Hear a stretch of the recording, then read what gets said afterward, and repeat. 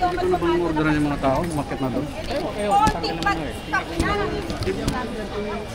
Kasi yung mga matanda magkakaroon ng trauma yan, sir. Hindi nyo ba naiisip nyo? Nakita yung magulang ko nanginginig na doon.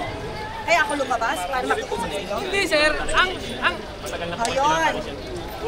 Alam namin na it's on the rights. Okay, it's a government na binili ng private.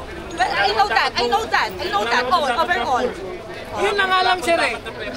Yun na nga lang, sir eh. Kukunin naman yan. Ibibigay namin ng maluwag sa inyo. Kuya, teka, makinig ka! Ayan, sir, may media. Makinig ka. May media. Nangangako kami, alis kami niyan, bigyan mo kami ng oras at panahon, Oras sir. sa panahon lang, yun ang inihili lang. Sir, yun lang, sir. Iniisip, hindi na namin iniisip yung bahay. Iniisip na lang namin yung magulang namin. Sige, sir, pakiusap na lang. Madali naman yan, sir eh. Kasi po, wala pong karaputan na inyong Sige, sir, kami mismo harap. Kami mismo harap, sir.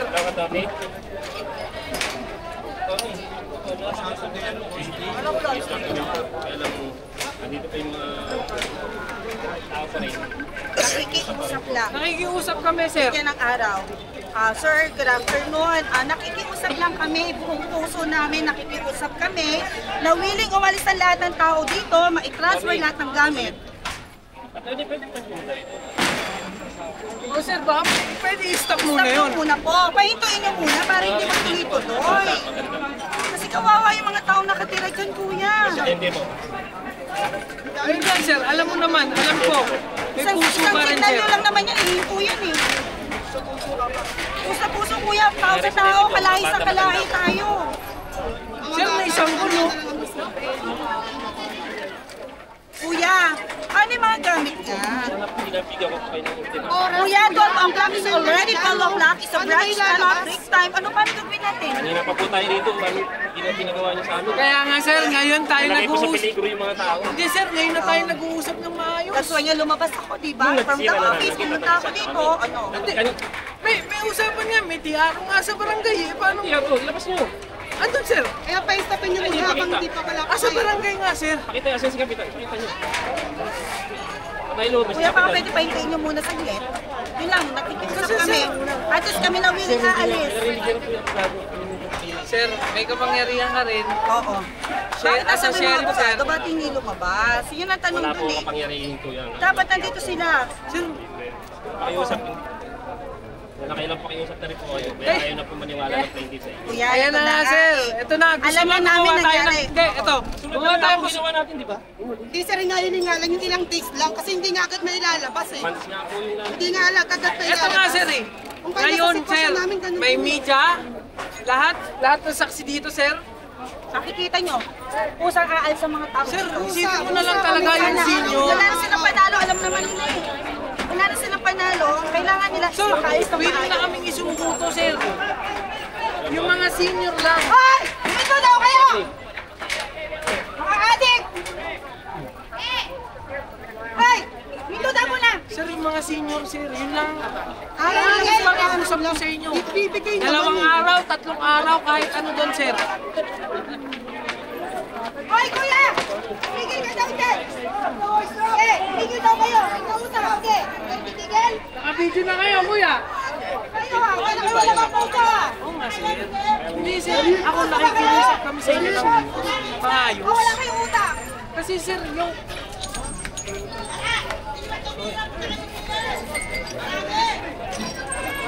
Kuya, parang awa mo na! Parang awa mo na! Yan nila ng panahon! Aalis lahat yan! Kahit ako, ako, ipapakita ko. Sir, kasi yung mga matanda talaga, tsaka yung bata, isipin na lang yun, sir. Uwi na po. Sir, Kuya, awa mo na!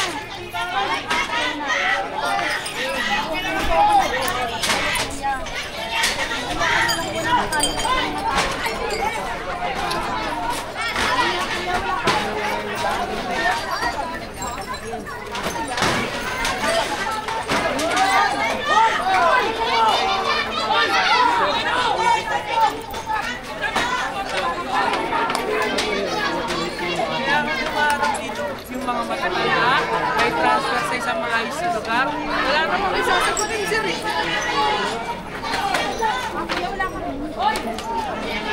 Yes, sir, ito na lang yung mga matatanda. Yes, sir, makikita ko sa inyo bilang lang. Okay nila.